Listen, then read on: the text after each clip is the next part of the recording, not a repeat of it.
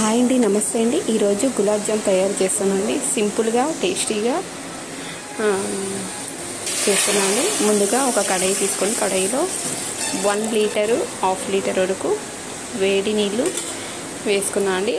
నీళ్ళు వేసుకున్నాను. ఆ తర్వాత ఇప్పుడు చూపించే కప్పులో 4.5 వరకు చక్కెర తీసుకొని చక్కెర పాకం కరిగిపోయే వరకు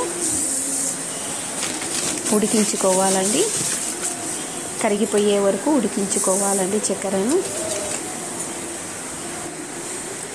ఇప్పుడు గులాబ్ జామ్ పిండి తీసుకున్నా అండి. కొంచెం పాలు, కొంచెం వాటర్ కలిపిన పాలు తీసుకున్నా అండి. కొంచెం కొంచెం వేసుకుంటూ పాలను పిండిని కలుపుకోవాలండి. గులాబ్ జామ్ పిండిని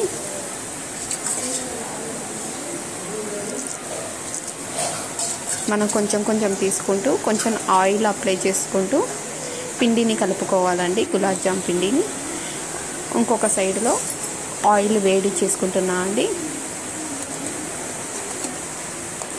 ఇంకొక స్టవ్లో పాకం వేడి చేసుకుంటున్నానండి.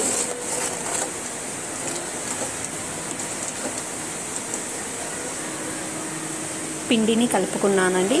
నెయ్యి కొంచెం తీసుకున్నానండి. నెయ్యి అప్లై చేస్తూ మనం రౌండ్గా తీసుకోవాలండి. ఇప్పుడు ఇలాంటి ఒక స్పూన్ తీసుకోవాలండి. ఇప్పుడు నేను చూపించింది ఇది అన్నీ ఒకే రకంగా మెజర్మెంట్తో వస్తాయండి. గులాబ్ జామ్ ఒకటి చిన్నది పెద్దది లేకుండా ఒక స్పూన్ ఇలాంటిది తీసుకుంటే మనం ఈ సైజులో ఉండేవి వస్తాయండి. ఇలా తీసుకొని పక్కన చేసుకొని రౌండ్గా చుట్టుకోవాలండి గులాబ్ జామును.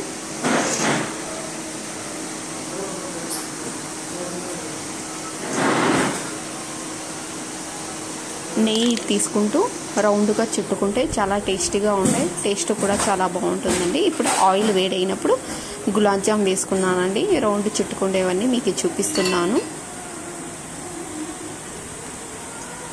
ఆయిల్ మీడియంగా ఉండాలండి. ఎక్కువ పొగలు వచ్చే విధంగా ఉండకూడదండి. పొగలు వచ్చేలాగా ఉంటే గులాబ్ జాము నల్లగా అయిపోతాయండి.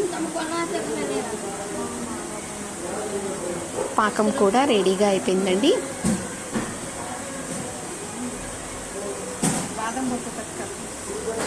గులాబ్ జామ్ అయిన తర్వాత ఒక 5 నిమిషాల నుండి పక్కన పెట్టుకోవాలండి. పక్కన పెట్టిన తర్వాత ఆ తర్వాత పాకంలో వేసుకోవాలండి. డైరెక్ట్గా వేస్తే తొందరగా గులాబ్ జాము ఇరిగిపోతాయండి.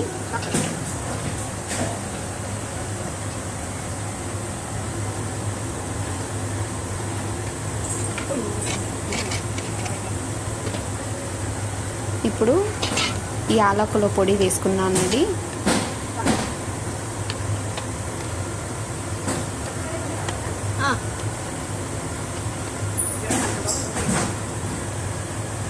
అలాగే బాదం వేసుకుంటున్నానండి. పైన బాదం పౌడర్ కట్ చేసినది. కొంచెం లాస్ట్లో 2 స్పూన్స్ వరకు నెయ్యి వేసుకోవాలండి. నెయ్యి వేసుకుంటే టేస్ట్ చాలా బాగుంటుందండి గులాబ్ జాము. ఒకసారి ట్రై చేయండి.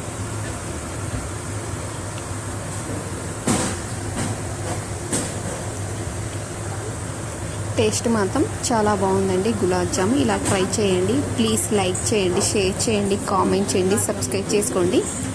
గులాబ్ జామ్ టేస్ట్ మాత్రం సూపర్గా ఉన్నాయండి. థ్యాంక్ యూ అండి.